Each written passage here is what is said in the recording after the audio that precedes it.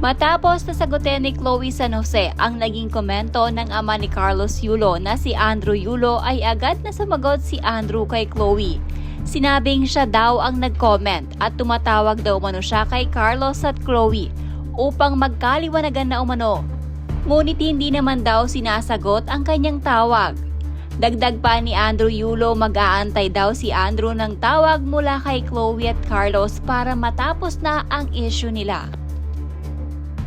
Dahil puro daw kasinungalingan ang mga binibintang ni Chloe at Carlos kay Angelica Yulo. Ako yan, tawagan now. Gusto kong magkaayos at maliwanagan silang lahat. Tinatawagan ko kayo ni Kaloy, ayaw niyo sumagot. Bakit ayaw niyo tumawag ngayon? Wait ko tawag niyo.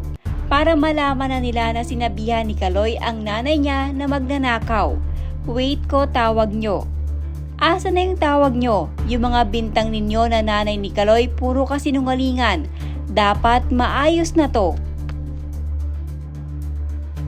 Samantala, binigyan naman ng maraming check ni Angelica Yulo ang isang quote na kung saan sinabing manipulation is when they blame you for your reaction to their toxic behavior but never discuss their disrespect that triggered you.